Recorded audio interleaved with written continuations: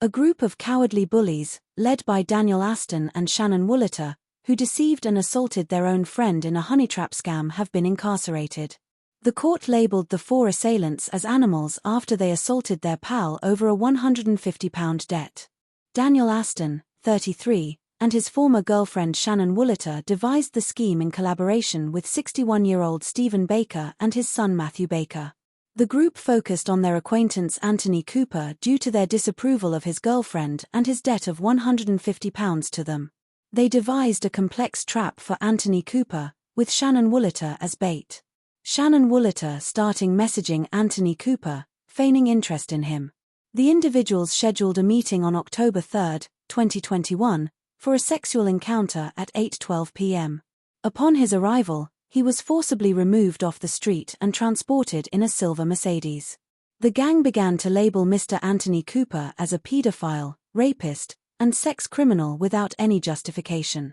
Baker said, "Come here, you little C*******, before assaulting Anthony Cooper, while Matthew Baker menaced to sever the charity worker's legs. Matthew Baker turned the corner, where his son Matthew Baker and Aston entered the vehicle, and promptly commenced assaulting the victim. Matthew Baker Jr. menaced Mr. Cooper with threats to sever his legs and excise his tongue, while Aston brandished a knife and pressed it on his throat. The group transported the victim to another acquaintance at David Bambrough's flat in Small Heath. When the assault escalates, stated Mr. Stewart. Matthew Baker assaulted Mr. Cooper by striking him thrice on the head with a tire iron and additionally attacked him with a wooden object. After 20 minutes, David Bambrough grew apprehensive that his neighbor might notify the authorities, prompting the first 4 abductors to compel the victim back into the Mercedes and transport him to a parking lot adjacent to Four Dwellings Academy in Quinton. They proceeded to assault him, with Wolleter delivering 5 kicks to Mr. Anthony Cooper's abdomen and groin. While the Bakers and Aston assaulted him, the victim exclaimed, "You're hurting me," to which Stephen Baker responded, "Excellent, you deserve it."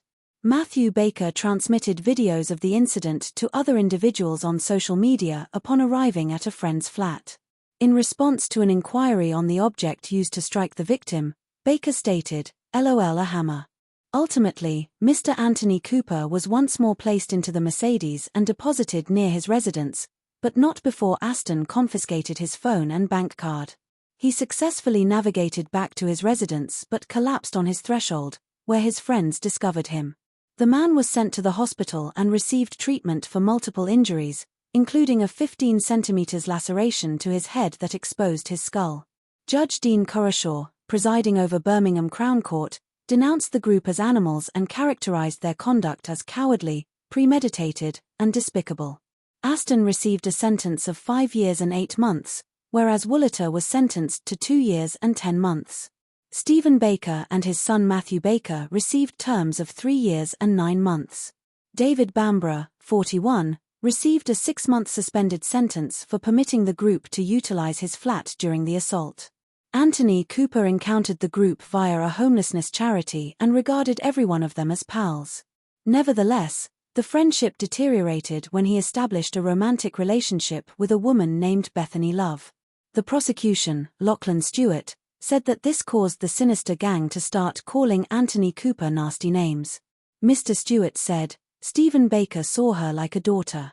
There was also a suggestion Matthew Baker may have been in a relationship with her in the past.